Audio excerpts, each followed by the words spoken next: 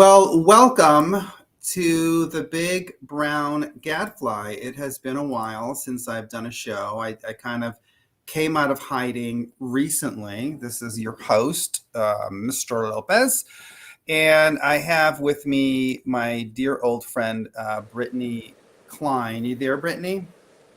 Yes, I'm here. Can you hear me, Brittany? Oh, Yeah, she's I here. can Okay, hear great. you. So, yeah, we're on here because we both kind of been out of the public eye. I have enjoyed not being in the public eye. What about you, Brittany?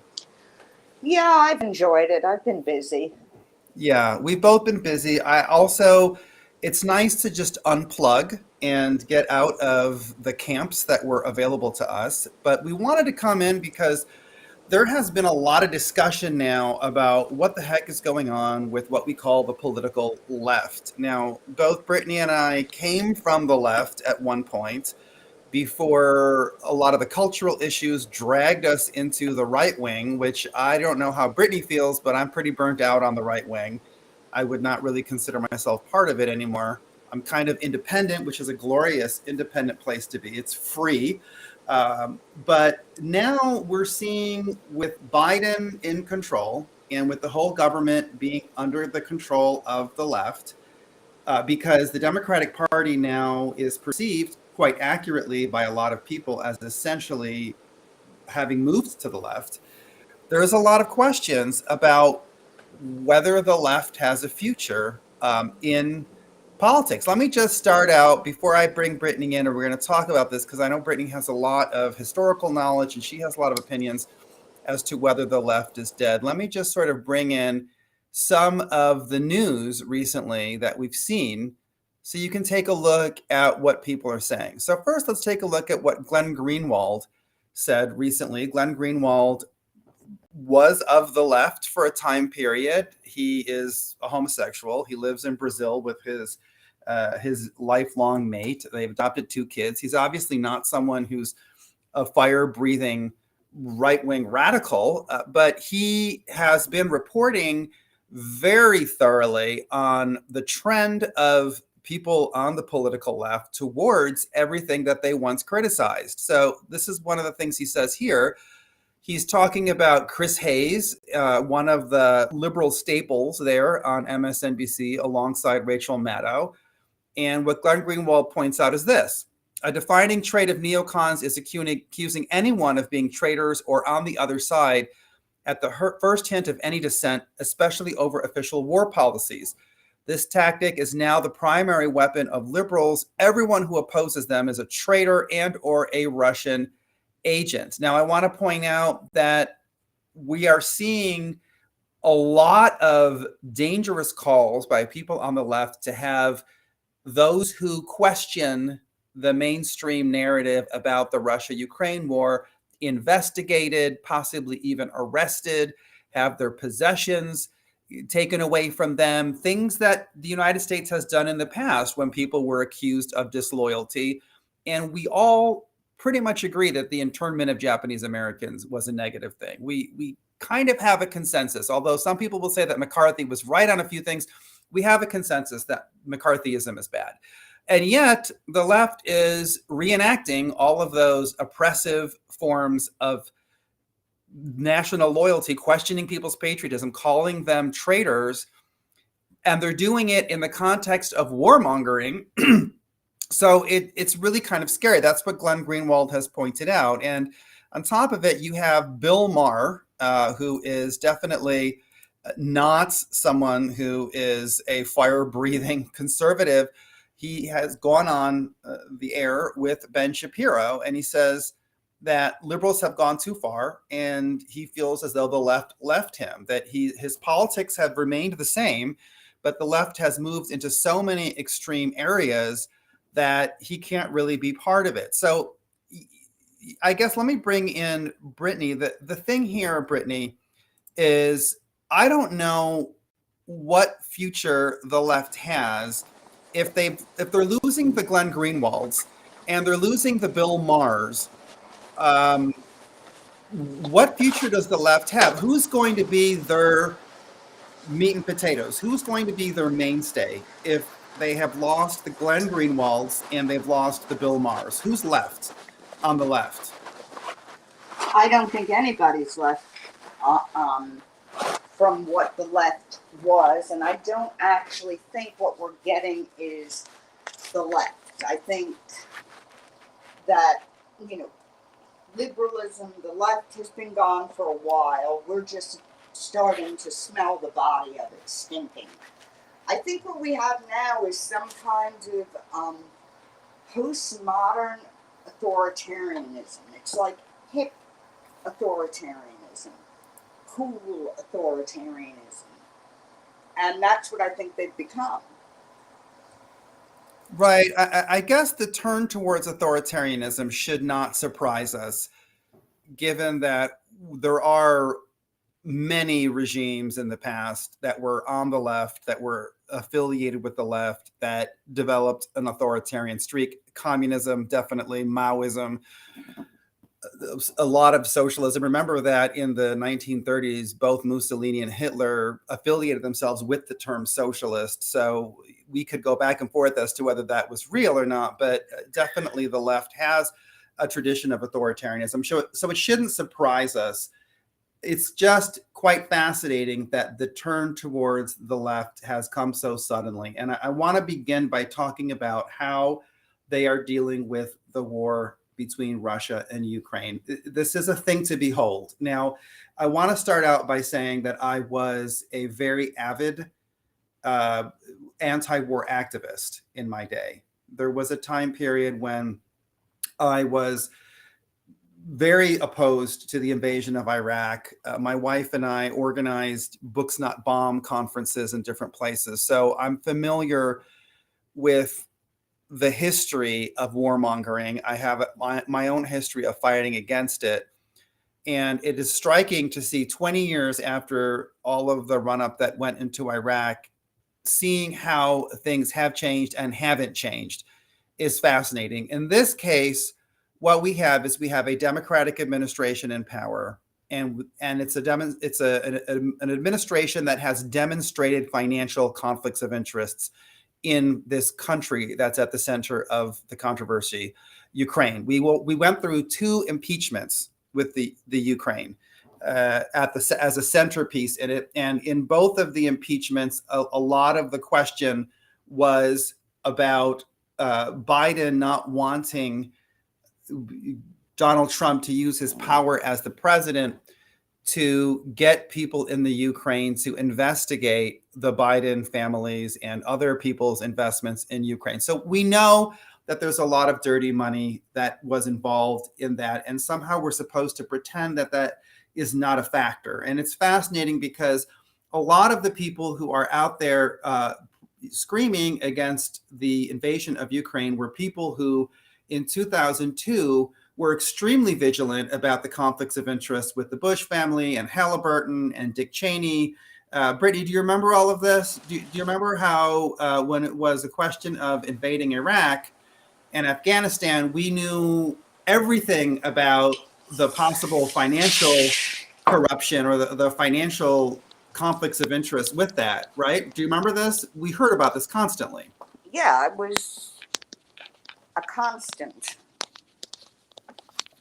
Yeah, I mean, the fact that in one of the impeachment controversies, what was at stake was the fact that Joe Biden's son, Hunter Biden, had been given a position on a Ukrainian energy company and was being paid millions of dollars every month, and he had no experience in that area. So it was obviously nepotism. It was corruption. Donald Trump was on the phone trying to get the government of Ukraine to investigate that.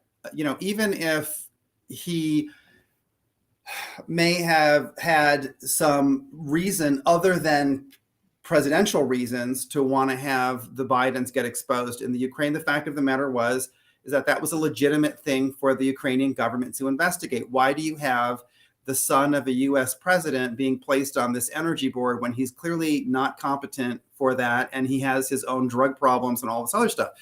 So there's a huge contrast between how the left dealt with the Bush family's entanglements in the Middle East financially and how they're dealing now with Biden's entanglements with Ukraine, it's night and day.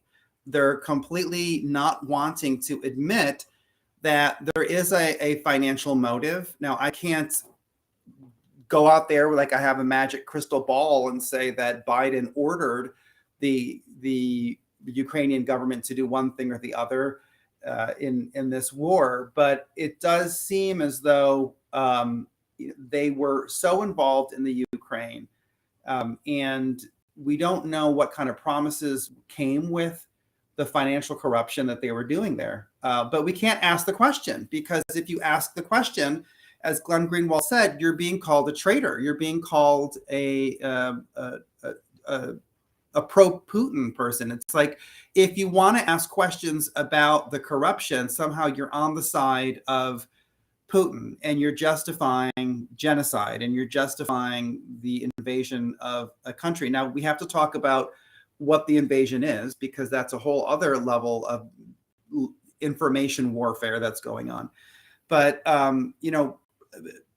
Brittany, how is it that the left has evolved from a movement that was so vigilant about financial conflicts of interest to now a movement that is trying at all costs to hide what are clear evidences that U.S. politicians have a financial incentive to get involved in a war that really is none of our business? Well, I think it has to do with the fact that most of them are rich. They are also, it's the same reason that so many corporations have gone woke. It is disguised, unabashed capitalism and the marketplace. That's what I think. So basically, the key thing that the left changed, and which is perhaps their death knell, is they abandoned the anti-capitalist vigilant position that they had before. Well, they abandoned, I think, all ethics.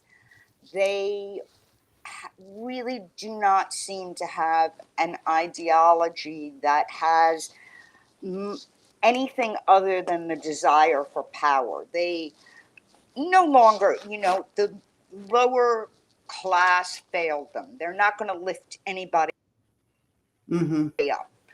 They're not interested in the poor, the middle class poor. They're not interested in that.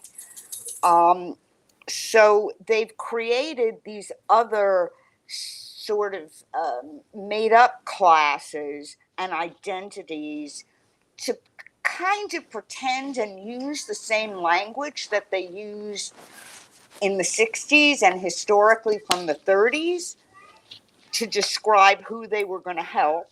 But they're not really helping anybody except themselves. I mean, I think that a lot of people are invested in the energy industry in the Ukraine, and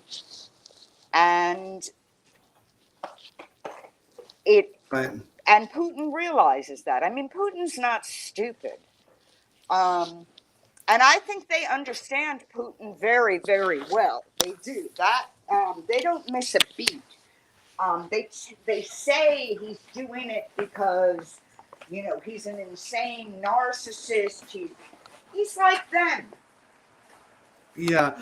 Well, I think that one of the key elements here is that there is in a long established routine, there is a strategy, a rollout of propaganda that we see happening in wartime. And having studied, for instance, the Napoleonic era or the Spanish Inquisition or the rise of the Third Reich, you see this pattern where how the demonization works, that you construct an enemy and you give the enemy this contradictory identity. You make the enemy seem as though they are all powerful to the point where they're almost magical, almost supernatural in their danger, at the same time that you also deride them as weak and incompetent. So it's almost an impossible contradiction, but that's what wartime propaganda does. It creates this enemy that is so dangerous that you have to act, but yet so incompetent that people should not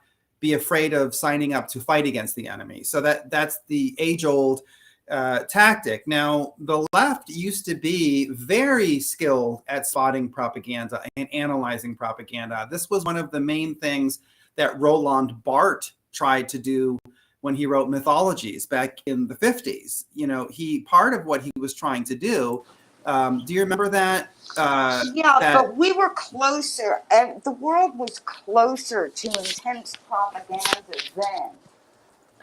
Orwell made much more sense then. Now, we're Orwellian. We've tipped over. So I don't know if we see the maneuvers as well as, let's say, Barthes would have seen them, or any of those people. Go on. So I think that Orwell makes more sense now than he did in the 1940s. When he has that to less people. He makes more sense to fewer people. That's what I'm saying. I think that in the 50s, after the Third Reich was brought down, Orwell made more sense to the average person. The average 20-year-old understood what Orwell was talking about. Yeah, I guess now a lot of what Orwell represented was the manipulation of narratives, the recreation of history, the instant rewriting of history, memory holes, the 2-minute hate. These are all things that, frighteningly enough, I think young people, and overwhelmingly left-wing young people, now they don't see this as Orwellian. They see it as just their life, that this is what they do all the time. And I do think that cancel culture was a major part of what brought the left to this point where they have lost Bill Maher, they've lost Glenn Greenwald, because cancel culture has given so many people on the left this false sense that Orwellian control, Orwellian authoritarianism is normal, and it's okay when they do it. It's okay to shun and shame and to destroy people and to lie about them and to smear them and to persecute them. It's okay to do that if you're the one that's doing it, because you all always have this kind of saintly, holy status. It's the oldest trick in the book, obviously. I mean, people have written about this people have done this since the beginning of time. But I do think that in our present day context, one of the things that brought that about was cancel culture. And that's where I think Brittany and my story intersects with what the end of the left that we're seeing now, because I look back at the 10 years, it was 10 years ago, Brittany, that my essay came out in Public Discourse, that magazine that's tied to Robert George and Ryan Anderson and all these very entrenched conservative right-wing people that I just I can't view the same after everything that's happened over the last 10 years, because I don't know whether I could ever really believe that they're committed to the things that they claim to be committed, or whether they're just trying to raise money or make a name for themselves. I don't know. But it was 10 years ago that article first came out, and that was the article that then threw me into controversy. And I spent 10 years, being identified by everyone as right-wing, being held up as a right-wing boogeyman, and being smeared as pro-Russian. I mean, seriously smeared. The Human Rights Campaign in 2014 came out with something called the Export of Hate Report. And they alleged in an email to millions of people that I had traveled to Moscow. They implied that I went to Moscow with the World Congress of Families and spoke at some conference there. And they were trying to tie me to anti-LGBT activism in Russia. And I mean, I had never been to Moscow. I had no ties to Russia. I had given maybe 2 interviews to Russian news, and it was just completely out of thin air. But that was in the context of early cancel culture. This was sort of the beginning of cancel culture, when many people on the left felt that if they were defending LGBT people, or they were defending sex abuse survivors, or they were defending people who had been discriminated against in a racist sense, that they did not have to observe the same safeguards or decency or humanity to the people that they were criticizing. And that was really the essence of cancel culture. I never got an apology from any LGBT leaders for the fact that they lied in this press release in 2014, that deprived me of 2 jobs. I never got an apology from them when the lesbian dean that was overseeing me at Cal State Northridge, who was working with the Clinton Global Initiative, basically violated the ethics of her position in order to frame me for anti-gay discrimination that I did not commit. And they broke the rules of the investigation. I never got an apology for being lied about, for having been, really brought to the brink of suicide, because I was just cut off from my jobs. I was cut off from my family members. They called my family members. I was cut off from my religious denomination because they tracked me down when I tried to work at a Southern Baptist seminary. I never got an apology to this date for any of that. And that was cancel culture. It was, you could be ruthless. You did not have to observe any of the basic civil rights or civil liberties or just human dignities that you owe to other people if you were on the side of the victim. And, and this is, I think that's where the left went wrong, because once you allow yourself that loophole, there's no, you can't get out of it. Do you know what I mean, Brittany? Like, once you decide. No, I do. Yeah. It's ironic because they're always, and people always never apologize, ever. I mean, for me, because I don't think I've done anything wrong. But they are constantly demanding these apologies from people, and they all take the sort of same format. The reflexive sentence on how the person didn't realize who they were harming and how vulnerable other people are and all this. And then I'll do better. I promise I'll do better. And then usually also a little offer to, contribute something like, grease the wheel too. Well, I think the main thing is that once the left basically stripped itself of the responsibility to be ethical, and once the cancel culture became their main mode of operation, within, I would say, 10 years, it escalated to where we are right now, where we're on the brink of thermonuclear war. I'm not being dramatic. That's the reality of it. And people on the left have completely oversimplified this conflict between Russia and Ukraine. If I can go over the reasons that it is not quite so simple, that Putin is evil and the Ukrainians are victims of an evil dictator who is trying to invade and oppress them. I mean, it's a lot more complicated than that, but you can't even get all of the information and all of the complexity communicated to people if cancel culture is your natural default way of being. If cancel culture is what you consider normal, then basically it's possible to look at something as complex as Eastern Europe, which is so complicated. And your gut instinct is, okay, once I've identified who's the victim here, the Ukrainians are the victims, Putin's the bad guy. Once I've identified that, then anyone who disagrees with me, I'm going to treat the way that cancel culture treated racists and homophobes. And it escalates very quickly. And this is the road, I think, to totalitarianism. The sad thing is, the right wing also is prone to this, but the left is the one that's in power. Biden is the president. And I think whatever disaster comes out of this, they will own it. I do think that they will own it. I don't think they're going to be able to get out of this. I think they'll try very hard.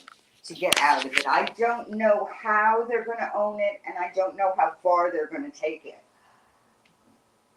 But nobody is talking about the fact Ukraine is a complicated place, and it's very corrupt. It's a very corrupt country. So, all these orphans coming out of the Ukraine. Where are they coming from? I spoke to a couple of Ukrainians, and they said they're all coming out of the sex trade, and the surrogacy thing in the Ukraine. Yeah, And yeah. so to say they didn't have freedom, I don't know if freedom was absolutely the issue. Okay, they don't want to be connected to the former Soviet Union, but they are connected to them, actually. And the cultures are so intermingled. There are so many Russians in the Ukraine. They're married to each other. And Putin is right. There's a lot of Nazis. A lot of Nazis. Well, yeah, I mean, I think that just in case there are people there who don't know all this because they, just on the odd chance that someone's listening and they're not able to get a lot of the alternative information, I'm just going to go over some of the facts about the Ukraine that need to be understood in this. I would definitely encourage people to go to rumble.com and watch Ukraine on Fire, which was produced by Oliver Stone. Oliver Stone is definitely not on the right wing. He's left wing. This was produced in 2016. It's been banned as pro-Putin propaganda now, but it just shows you how this was not a clear-cut right-wing conspiracy in terms of the information he was bringing there. That's a good place to start. But some of the things that you need to know about the Ukraine are, first of all, that the government that's currently in power is in power because of a coup that occurred in 2014. All right, that's the first thing you have to understand, that the Ukraine became an independent country in the 1990s after the breakup of the Soviet Union, and it has been unstable since it became a country. It is unfortunately right next to Russia. It's the breadbasket of Europe because of its massive agricultural production and because the energy production makes it a rich target for corruption. But there was a pro-Russian, popularly elected president who was overthrown in 2014 in what's known as the Euromaidan or Color Revolution, where there were people who took over this main square. It was perhaps not as bloody as other revolutions, but it was clearly a coup. And the United States was heavily involved in financing and directing that coup d'etat. And that's not in being contested. Victoria Nuland was caught on tape from the WikiLeaks files talking to the ambassador to the Ukraine about who they were going to install. So that's the first thing you have to understand, is that the government that is in charge of Ukraine right now was installed in a coup, and that it's not an uncontroversial coup. There are many people who look at that coup as casting a doubt about the legitimacy of the current government on them, and the United States was definitely involved in it. Okay, so that's one of the first things you have to understand about this. The other thing is one of the talking points that has been heavily circulated, and this just sounds smart, but it's not really that accurate, is they're saying that Putin is basically motivated by wanting to recreate the Soviet Union empire now, and that's why he's invading Ukraine. Now, Brittany, jump on me if I am, not saying this correctly, but I just don't think that that's a really accurate reading of what's going on. The Soviet Union is being slowly recreated, at least their spheres of influence, by us, because we're bringing all of those former parts of the Soviet Union into NATO. So, and NATO is very specifically hostile to Putin. NATO, their most recent military actions were bombing the crap out of North Africa. So, Putin is not being unreasonable when he is saying that he doesn't want NATO, this hostile organization that has a history of bombing and being involved in counterintelligence operations in the Middle East and in North Africa, where it really wasn't their business. he doesn't want them being right on their border. So that's the other thing. What would you add to that, Brittany? No, I mean, I think you're right. I mean, I've been saying it is border. There's a border there with the Ukraine. He Yeah. wants to protect the border. I don't think it's ridiculous. Maybe the closest thing it's to is like the Bay of Pigs. Yeah, You know, the Cuban when we Missile had, Crisis. Yeah. Yeah. and he, I think he doesn't want, Pakistan and Uzbekistan, Turkey. Yeah. He's Yeah. not interested in recreating that. Yeah, and I don't think he has any delusions that he's going to be able to re-annex Lithuania and Latvia or No. move his troops back into Poland and Hungary. I mean, I think it's just a really obvious question of having NATO right against his border. So that's another point that I think it's important for people to understand.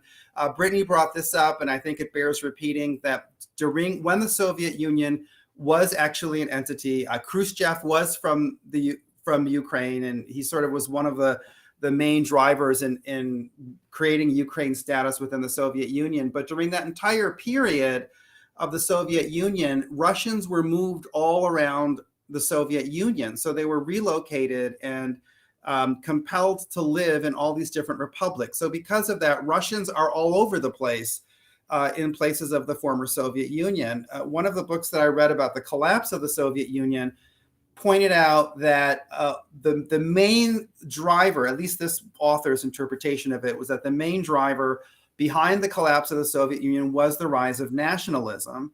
Not only was there a revival of nationalism in Poland and in the republics in the Soviet Union, but also Russian nationalism as Russians began to object to having their ethnic identity diluted because of the movement of Russians all over the Soviet Union. Now, what does that mean for the current conflict?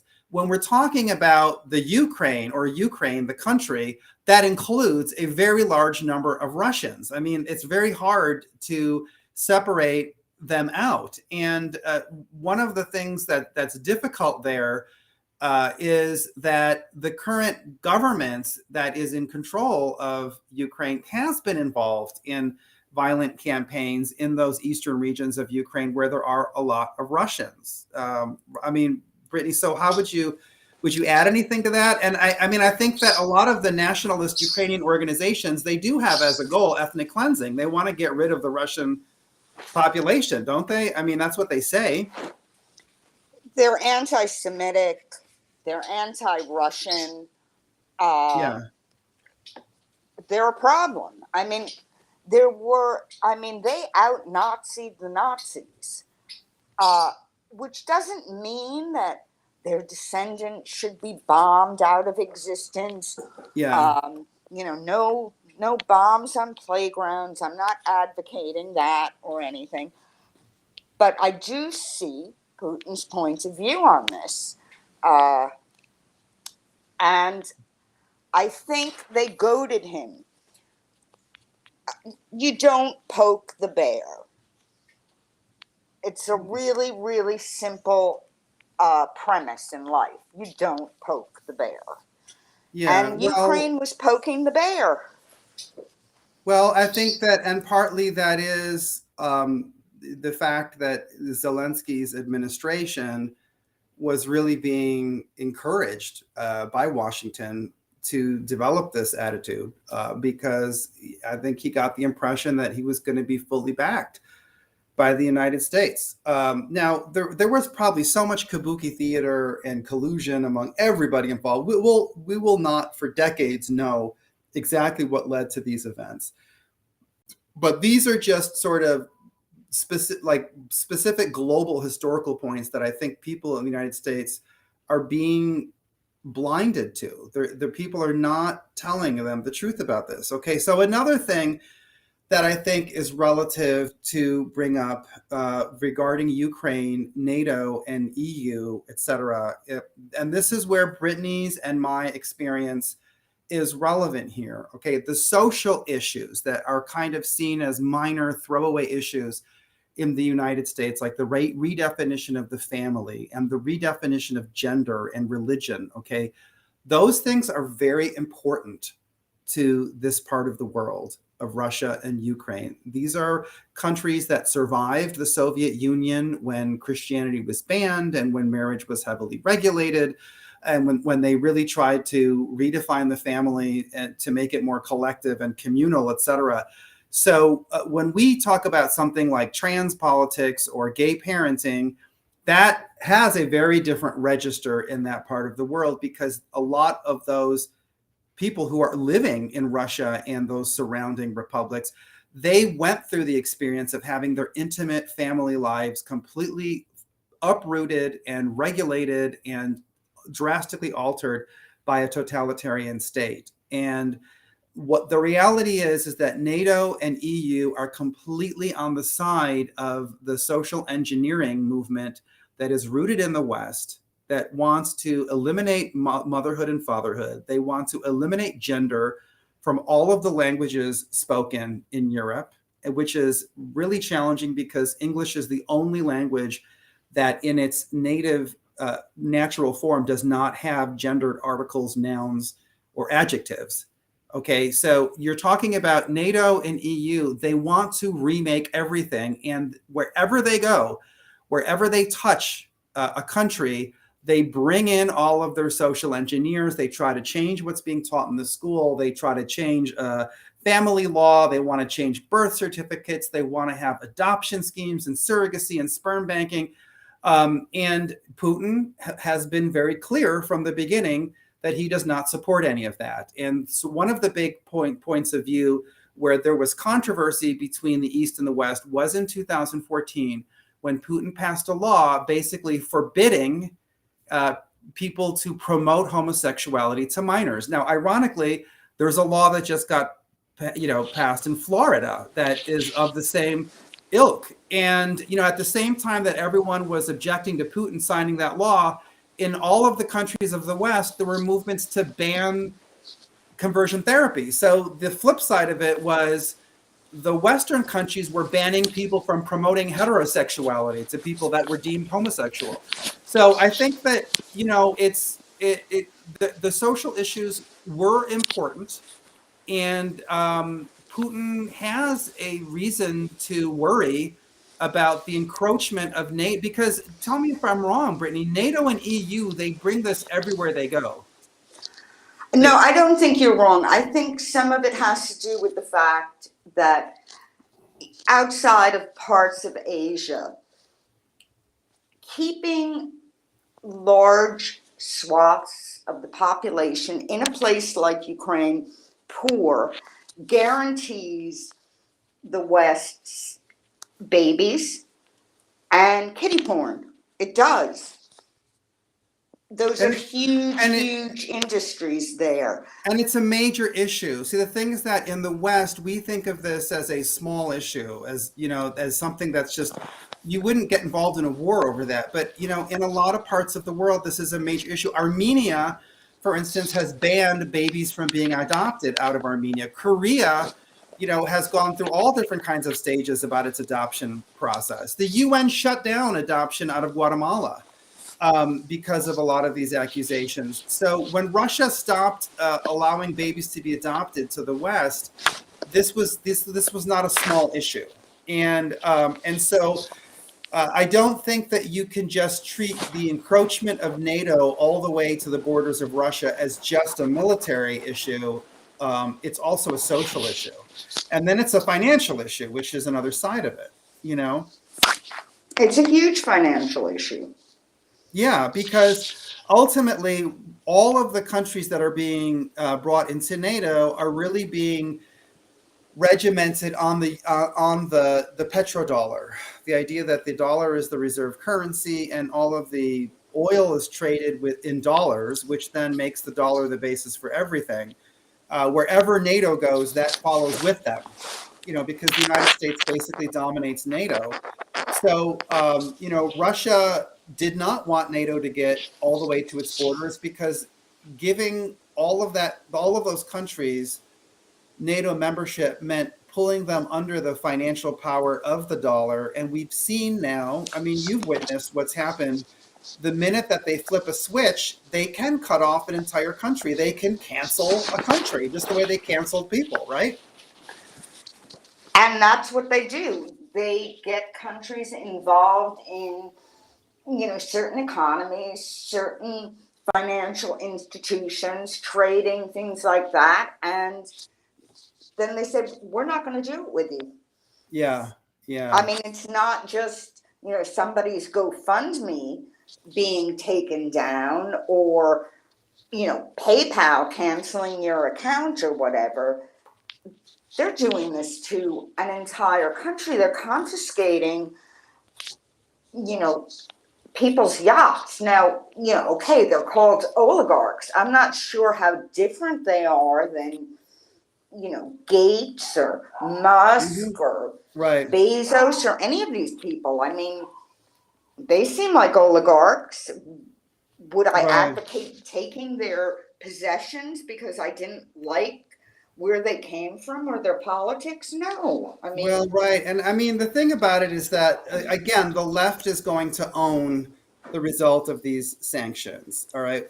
First of all, sanctions as a whole, if you want to get a crash history course on what happens with sanctions, I would encourage people to Google Madeleine Albright, Iraq sanctions, because in the 1990s, they estimate that 500,000 children died in Iraq. I don't know if this number is accurate, but that was what was thrown around because Madeleine Albright insisted on maintaining the sanctions against Iraq. Their hope was that that would lead to the downfall of Saddam Hussein. Of course, it didn't happen. The sanctions in Iraq just strengthened Saddam Hussein the same way the sanctions strengthened the North Korean dictator, the Cuban dictator, the Venezuelan dictator, because when you put in sanctions, you basically create scarcity. So then now the central authority figure has a lot more control over who gets resources within that country or not. And people who might have formed a resistance to that central dictator, now they have scarcity. They don't have what it takes to live by. So they don't have the comfort to be able to form a resistance. So it actually creates a stronger position for the strongman. That's what happened in Iraq in the 1990s. The only way that Saddam Hussein was removed from power was because we invaded him and removed him violently with that invasion. I don't know, Brittany, if you remember the famous Madeleine Albright sanctions, but they didn't work. well, they rarely work. They didn't work, in tons of places. It just makes, people angry, but people learn how to get by without if it doesn't kill them. Yeah, and it's not like Russians are completely unable to endure hardship. I mean, come on, you know, they're so I think what's going to happen is that what the sanctions are going to do is it's going to just be the prompting. It's going to be the pretext for Russia and China to create an alternative financial, system. And that's already happening because India and Saudi Arabia and Venezuela and Iran, a lot of these other middle range power, well, India is a massive power, but some of those other middle range powers have already entered into talks and they appear to be open to trading using the yuan or the ruble as a new replacement for the dollar as the international reserve currency. And so what's going to happen is that we're going to lose. We used our trump card, which was our financial power, to be able to strong arm Russia, but I don't think we're going to be able to bring down Putin. And in the end, in using our trump card, we kind of lost it. It's kind of like having your cake and then eating it too. You can't, right? I mean, basically, we had the power to exclude, and then, we did it. And so now they're going to have to go find another system. And you're talking about China, India, Iran, Venezuela, and Mexico will probably, be open to them as well, because what incentive does Mexico have to sit there and be loyal to the United States when the United States, it doesn't make any sense. So I think that you'll have Western Europe and you'll have the United States in one system with the Anglophone world kind of joining them, Australia, etc. But then, most of the world does not necessarily have a strong reason to remain loyal to the United States. They just don't, and I don't think that sympathy over the invasion of Ukraine is going to cut it. It's not going to make people feel so overwhelmingly outraged. No, I don't. So I think the Ukraine may, deteriorate if it doesn't stop soon, and it really should be stopped very soon. yeah, It will deteriorate into something worse than Yugoslavia was. yeah. Well, is the left, after the smoke clears on this, and I do agree with a lot of what the experts are saying, that there's going to be massive food shortages and famine as a result of this, because the price of fertilizer has almost doubled, correct? It's And more than doubled. I think it's, quadrupled at this point. I mean, it's very scary. The price of fertilizer has gone up.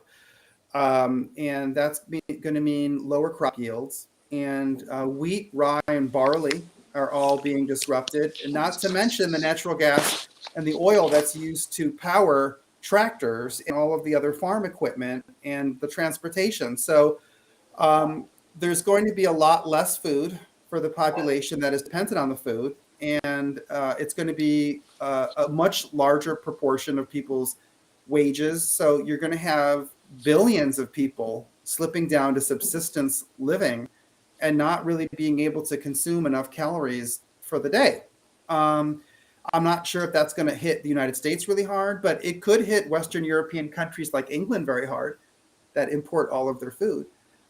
So I think that that's going to happen. And I'm just wondering, what will the left have to say about it? I mean, they can't blame imperialism on, except their own. I mean, they can't blame capitalism when they were the ones who told the corporations to cut off Russia and to start this economic war. They can't, I mean, what will they say to the people who are starving and dying because of Biden's?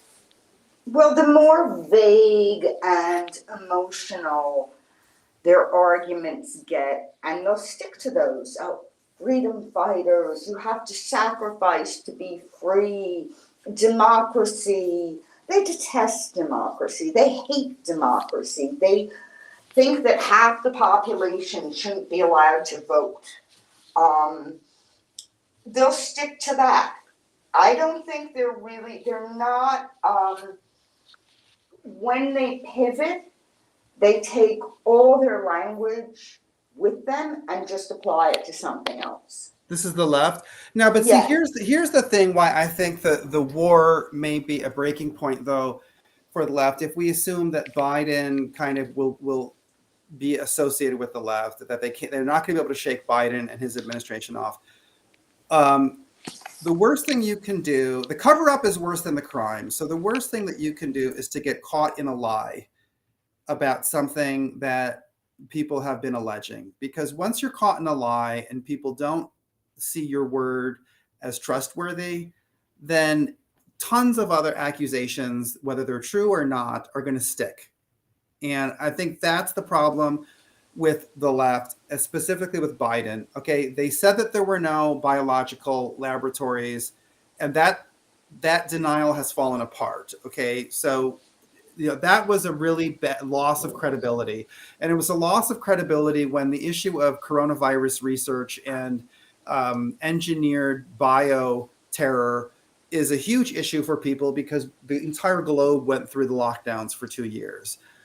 So when the Biden administration dismissed as crazy lunacy and crazy conspiracy theories the idea that there were bio labs in the Ukraine, and it turned out that it is true that there were biolabs. And I don't care about this distinction about whether they were weapons laboratories or just biodefense laboratories. I mean, we're all smart enough to be able to understand that one becomes the other at the flip of a switch.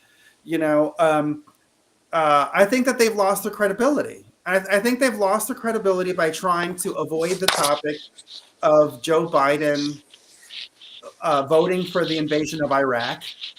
You notice how they've avoided that? Absolutely, but they, I don't know for them personally. I don't know if credibility matters to them.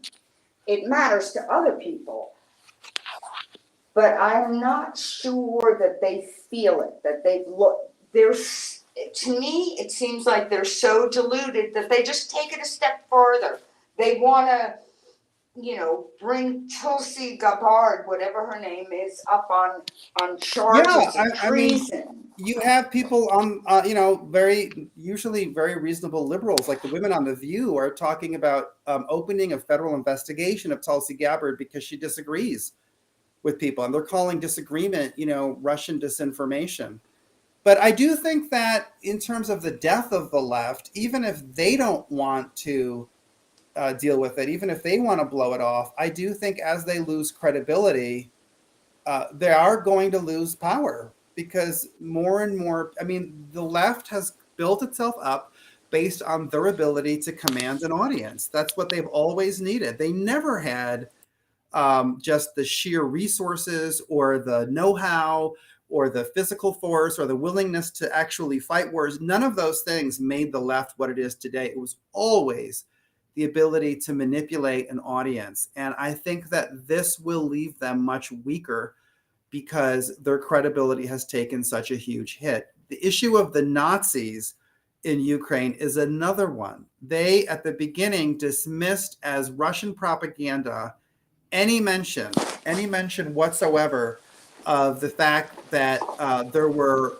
very powerful Nazis in the Ukraine. And now it's become undeniable that, a lot of people at the beginning didn't know that the current government of Ukraine, for instance, that they celebrate Stephen Bandera. Now, what is your opinion of Stephen Bandera? Was he just a patriot who got caught up in the heat of the moment, or was he really a full-on anti-Semite? I think he was a full-on anti-Semite. I mean, I think, sometimes I almost feel like I grew up in a different country, or at least a different culture. When Chernobyl happened, a lot of people that I know were, okay, so good, they got it. Because there was a huge, unbelievably bloody pogrom in Chernobyl. Wait, Brittany, can you speak up a little bit? I don't know what's going on with your sound, but you just dropped off a little bit. Oh, there was a huge pogrom in Chernobyl, and it was very bloody.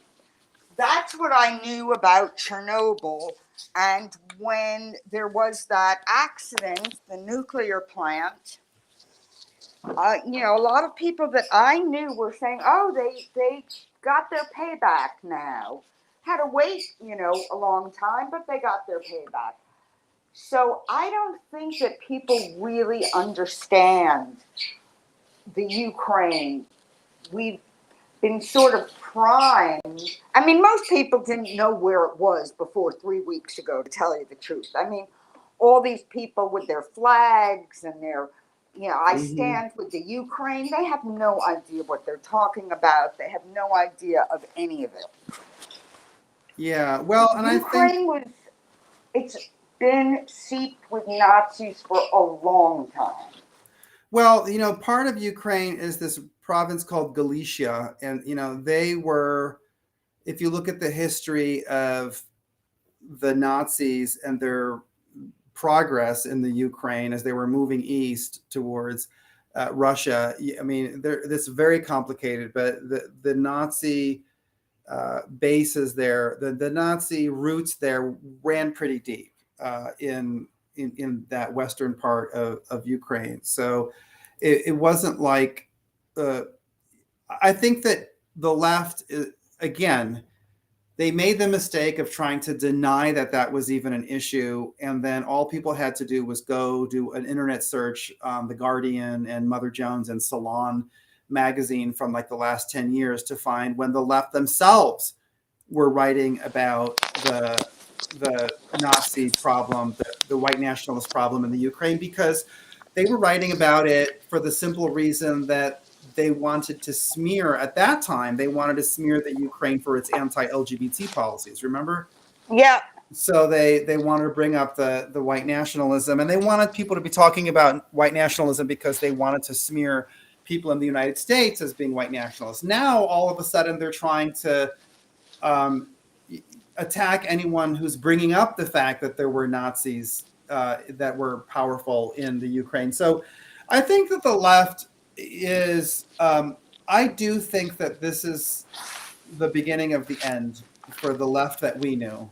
I think that losing Bill Maher, losing Glenn Greenwald, losing some of these people is no small thing. I think that it's just they're losing their coherency. I think they're going to lose their audience. I think that if the Democrats, as they currently exist, if they win enough elections to be able to remain in control, that will just simply be a signal that we have transitioned to being a quote unquote democracy like Iran's democracy, where they have elections and, Ahmadinejad wins 62% of the vote. What a surprise.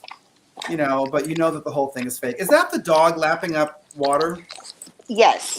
Well, Oh my actually, I gosh. think she was giving me a kiss. But... Really, my friend Brittany has so many animals. This is why I'm always trying to share her genius on podcasts. And yeah, I then do have quite a few animals around here. I'm trying to keep some of them quiet, but you're full of love. Okay, listen. Before I let you go, first of all, I want to tell everyone that Brittany Klein is not gone. She's going to be back into the public sphere, and she will have books out very soon. But as a parting question, what is your top number one issue on which you think the left has a glass jar right now? A glass jar, like a bell jar? No, a glass jaw, like this is where they're really weak. They can get shattered. I don't know. I mean, I think that the left has, turned into a kind of secular religion. That's how they're operating. And I think it's possible when people notice, when the left says the right side of history, what they're really offering is heaven. You'll go to heaven if you believe this. And they call it the right side of history. I think that they, when people start to see exactly what these maneuvers are, coming out as non-binary or genderqueer or whatever, the latest thing is, what they're actually saying is, oh, I'm getting to be born again. When people see that, I think people are not, that is where I think their glass draws. Okay. Well, thank you very much. And I will be back on to talk to people about the end of the left. We're going to have a series of these about is the left finally dead. Thank you so much, Brittany. We'll talk soon, okay? Okay. All right. Bye-bye. Bye-bye.